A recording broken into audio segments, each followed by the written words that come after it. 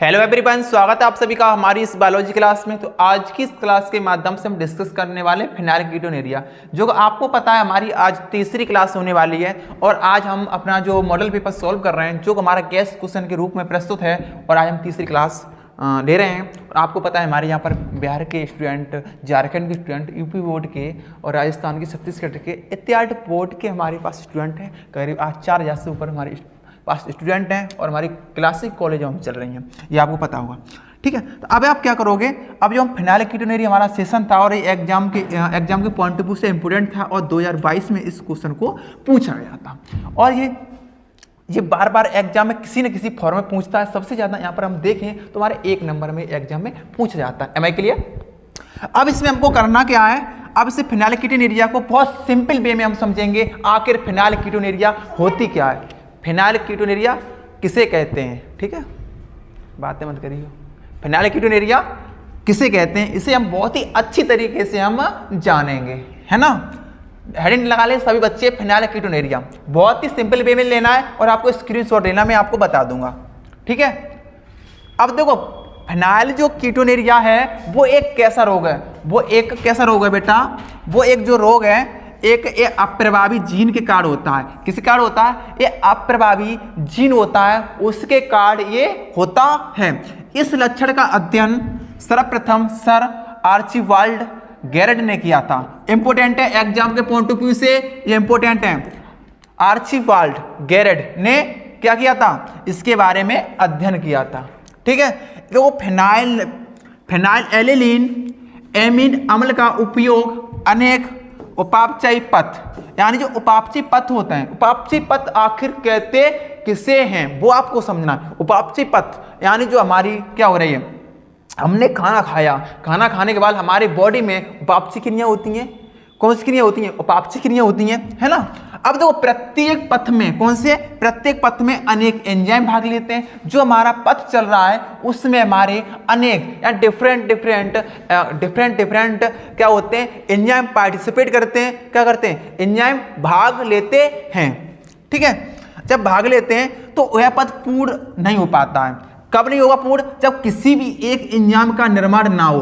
अगर मान लो जो हमारा मेटाबॉलिक पाथवे चल रहा है या मेटाबॉलिक हमारी रिएक्शन हो रही है, उसमें से अगर कोई एक भी एंजाइम कम हो गया, एक भी एंजाइम जब कम हो जाता है तो हमारा मेटाबॉलिक पाथवे कैसा हो जाता है, वो रुक जाता है। कैसा हो जाता है? रुक जाता है ना। अब भैया वो रुक जाएगा तो क्या होगा, एक रोग उत्पन्न होगा। जो रोग उत्पन्न होता है उसे बोलते हैं फेनाइलकीटोनुरिया। इसे किस नाम से जानते हैं?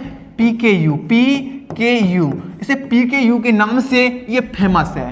पीकेयू की फुल फॉर्म पूछे तो फेनाइलकीटोनुरिया। फेनाइलकीटोनुरिया एग्जाम में बार बार पूछा गया है, पीकेयू की फुल फॉर्म क्या होती है।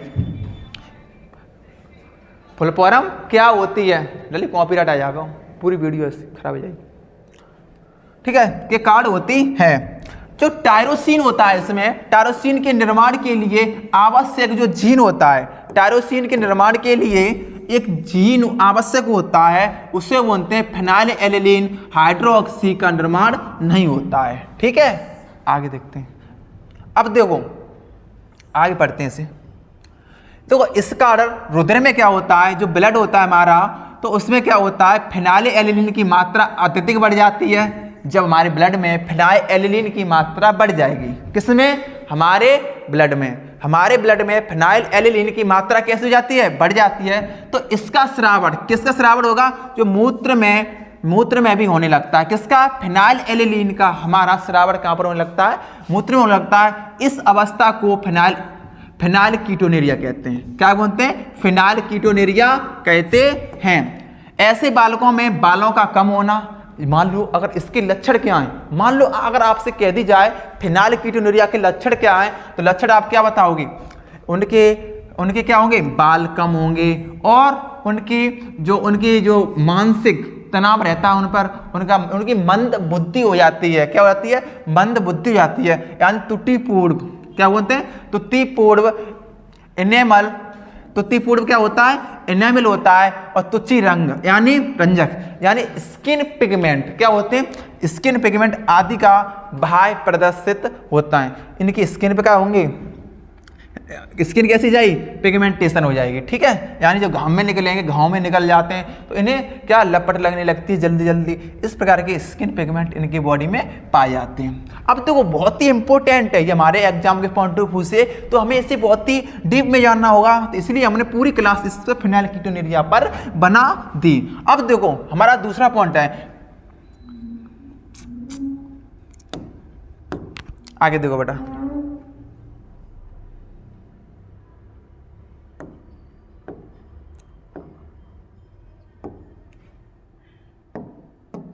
अब देखो टाइफाइड बुखार उत्पन्न करने वाले सूक्ष्म जीवों का नाम लिखिए।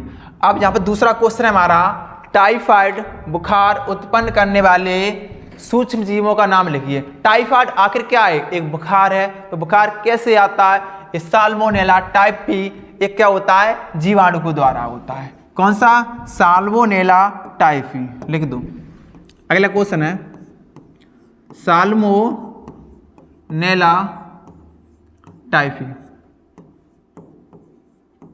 Salmonella typhi. am I clear. अगला क्वेश्चन है, जीवाणु कोशिका में किस प्रकार का केंद्रक पाया जाता है।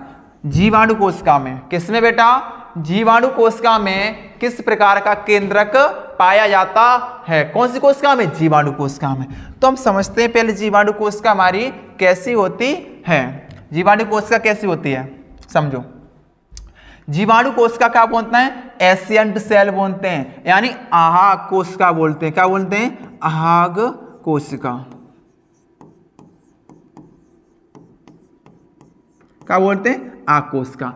आहाग कोशिका कौन सी कोशिका कहलाती है, जीवाणु कोशिका कहलाती है। क्या कहलाती है, जीवाणु कोशिका कहलाती है।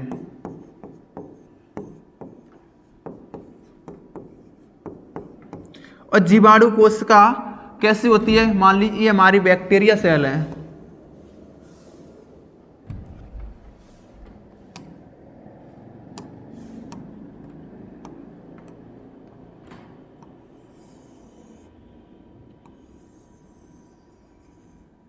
ठीक है। अब जीवाणु कोशिका में केंद्रक किस प्रकार पाया जाएगा, यहां पर पाया जाता है हमारे डीएनए, खुला डीएनए पाया जाता है। क्या है ये, डीएनए, डीएनए। और पता है इसके बॉडी पर क्या पाए जाते हैं, क्या पाए जाते हैं, इसकी बॉडी पर छोटे छोटे क्या पाए जाते हैं, सीलिया पाए जाते हैं। क्या पाए जाते हैं, सीलिया।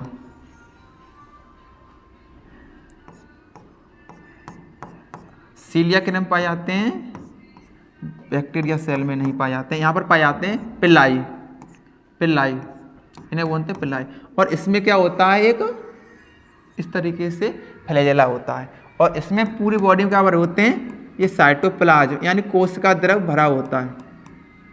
ललित कॉपीराइट आ जाएगा, अरे संध्या कॉपीराइट आ जाएगा वो वीडियो पे, यूट्यूब पे जाएगी इसलिए, ठीक है। ये क्या है, साइटोप्लाज्म।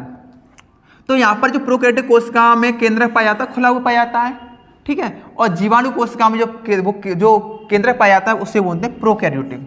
कौन सा बोलते हैं, प्रोकैरियोटिक केंद्रक, प्रोकैरियोटिक केंद्रक, ठीक है। आंसर यही है। तो प्रोकैरियोटिक एक जीवाणु कोशिका मैंने बना दी है। ये कौन सी कोशिका है, जीवाणु। तो आपको आंसर डायरेक्ट लिखना है, कौन सा केंद्रक पाया जाता है, प्रोकैरियोटिक, ठीक। और एक जीवाणु कोशिका एक प्रोकैरियोटिक कोशिका होती है, इसलिए। Next point, move on.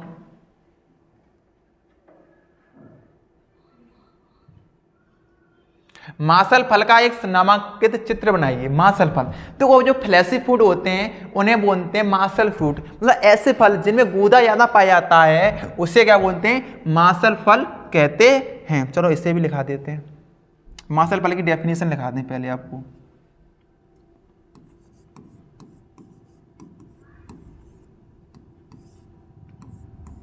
मासल फल,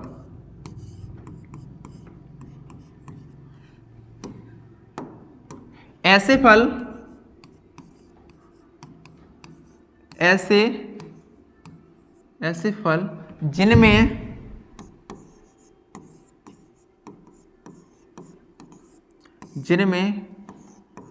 गूदा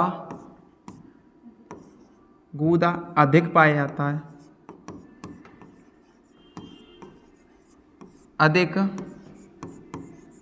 पाया जाता पाया जाता है उसे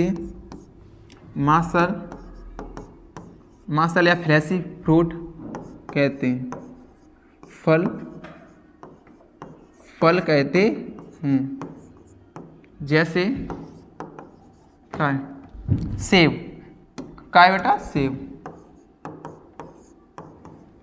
क्या? सेब। ठीक है, तो आपको सेब का चित्र बनाना है, जहाँ पर हम चित्र तो आपको इमेज से उससे दिखाएंगे, लेकिन आपको डेफिनेशन वाले पूछ रहे तो इसलिए हमने पूरी डेफिनेशन लिख दी है। तो अब दिखाते हैं आपको फ्लैशी फ्रूट्स कैसा होता है।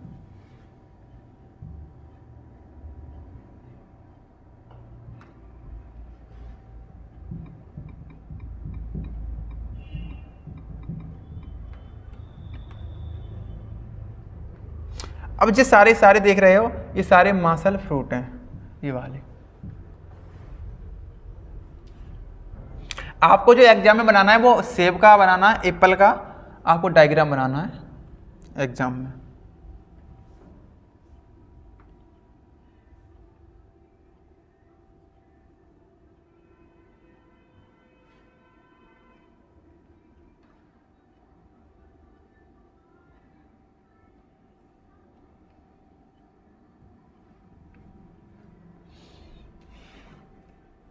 कोई ज्वाइन हुआ आपका? क्या ना हुआ?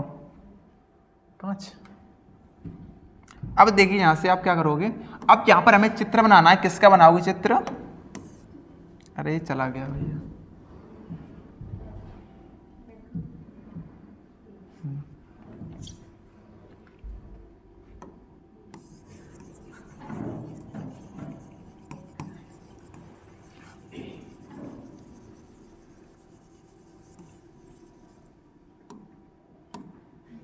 अब देखिए जो सारे के सारे जो यहाँ पर आपको हमने चित्र लगाए हैं, इमेजेस जो लगाई हैं, जी कैसे फ्लैशी फूड हैं। फ्लैशी फूड का मतलब क्या होता है? फ्लैशी फूड का मतलब होता है जिसमें गूदा ज्यादा पाया जाता है, उन्हें फ्लैशी फ्रूट्स कहते हैं। Am I clear? अब देखो जहाँ पर जो हमें एनसीईआरटी के अनुसार जो डेटा जो बनाना है, हमें जो डेटा दिया गया है उसमें कौन सा हमारा सेब का होता है, एप्पल का। इसे क्या बोलते हैं? पॉम बोलते हैं। ठीक है, अब इसमें क्या है, सबसे ज्यादा क्या पाया जाता है? इसमें गूदा ज़्यादा पाया जाता है। मैं एक बात पॉइंट और क्लियर कर दूंगा आपके लिए, जो हमारा सेब है एक कैसा फल है? आवासी फल है। कैसा है? आवासी फल है। कैसा फल है? आवासी फल है। ठीक, कैसा फल है? आवासी फल है। आवासी फल का मतलब ये होता है फॉल्स फ्रूट। क्या बोलते हैं? फॉल्स फ्रूट, यानी झूठे फल। झूठे फल का मतलब डेफिनेशन क्या होता है? अगर इसकी डेफिनेशन दें, कूट फल किसे कहते हैं, यानी आवासी फल किसे कहते हैं, तो इसकी भी आप क्या दोगे? एक बोल देख लो डेफिनेशन आवासी फल की।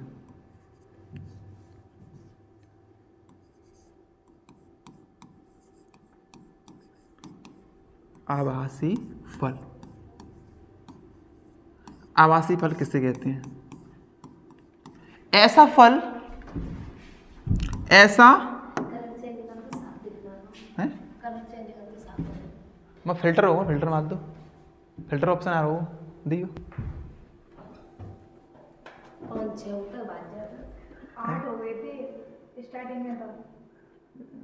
फिल्टर मार लेकर यहाँ देखो, ये रहा फिल्टर। ठीक है, लो ले जाए फिल्टर है, फिल्टर देखते रहिए। आवासी फल किसे कहते हैं? आवासी फल समझो। आवासी फल का मतलब ऐसे फ्रूट जो अंडाशय के अलावा उसके अंड भाग भी पार्टिसिपेट करते हो। जैसे हम आपको बताएं बेटा जी, एक हम बनाते हैं फ्लावर,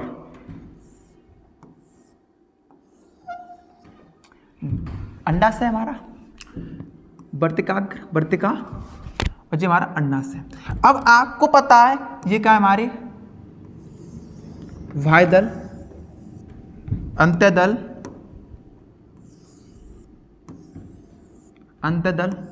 ये क्या है? हमारे पुष्पासन। अब ये आपको पता है ये क्या हमारा? अंडाशय। Am I clear? ये हमारा अंत्यदल। जब फ्रूट बनता है तो आपको पता फ्रूट कहां से बनता है? फ्रूट बनता है हमारा अंडाशय से। कहां से बनता है? अंडाशय से। अंडा से। कहाँ से बनेगा? अंडाशय से। जब फ्रूट बनता है तब उसमें अंडाशय के अलावा कौन कौन से पार्टिसिपेट करें? अंडाशय के अलावा अन्य पार्ट, पुष्प के अन्य पार्ट भी पार्टिसिपेट करते हैं फल बनने में, तो उसे बोलते हैं आवासीय फल यानी फॉल्स फ्रूट। क्या बोलते हैं? False fruit. अंडाशय के अलावा अन्य भाग क्या करें? पार्टिसिपेट करें।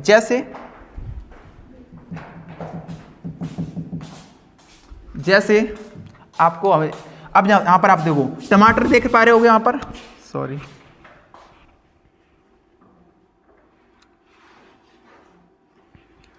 देखो यहां पर एक टमाटर देख रहे हो, ये क्या है? हमारा अंडाशय से बन के आया है। अब इसमें क्या है? हमारे ये बाह्यदल है। क्या ये? बाह्यदल। तो ये क्या कहलाएगा? ये फॉल्स फ्रूट कहलाएगा। क्या कहलाएगा? फॉल्स फ्रूट कहलाएगा। स्ट्रासबेरी देखो एग्जाम में बार बार आता है, तो स्ट्रासबेरी है, ये आप देख पा रहे होगे। क्या है? बाह्यदल। अन्य पार्ट ही पार्टिसिपेट कर रहे हैं। मिर्च में, बैंगन में आप देखोगे, क्या ये? फॉल्स फ्रूट है। तो मैं आपसे उम्मीद करूंगा फॉल्स फ्रूट आपका क्लियर हो चुका होगा। अगर अभी क्लियर नहीं हुआ तो अब मुझे नहीं लगता अब आपका हो पाएगा। आगे अगला क्वेश्चन कौन सा हमारा?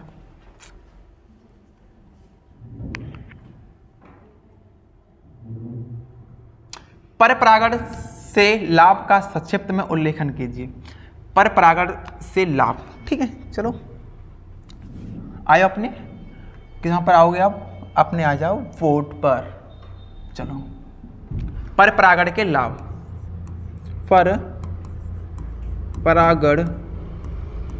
परागण के लाभ।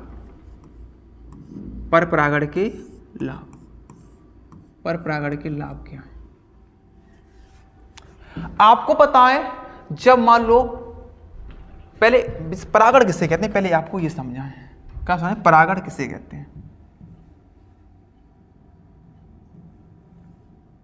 सबसे पहले आप समझो परागण किसे कहते हैं।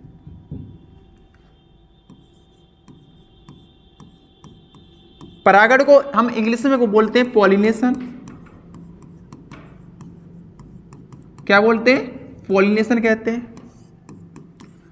जब परागकण, पहले यहां समझो,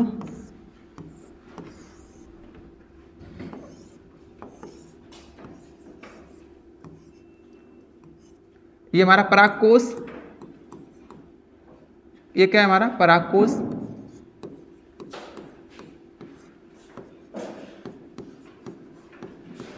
ये वर्तिकाग्र,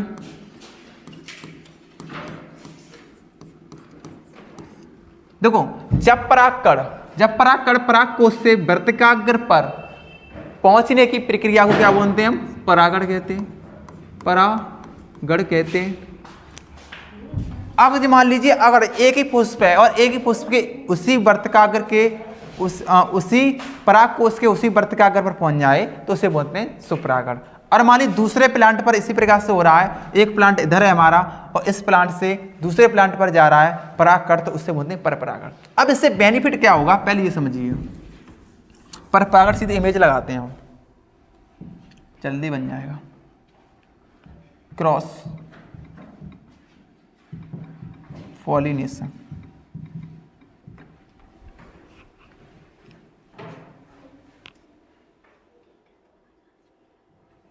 चलो इससे समझ लेते हैं।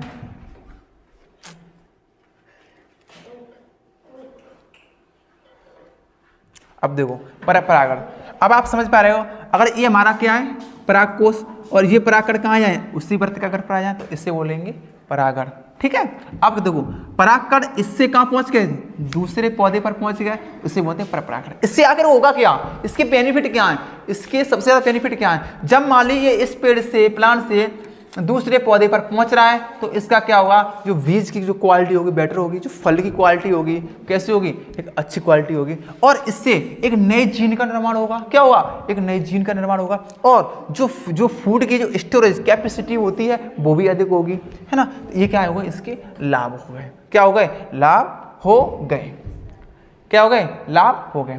अब अगली क्लास में हम आगे स्टार्ट करते हैं, अगले लेक्चर में आगे काम कराएंगे मॉडल पेपर। तो अभी हम यहीं पर क्लास को करते हैं समाप्त। तब के लिए bye bye, take care, all the best.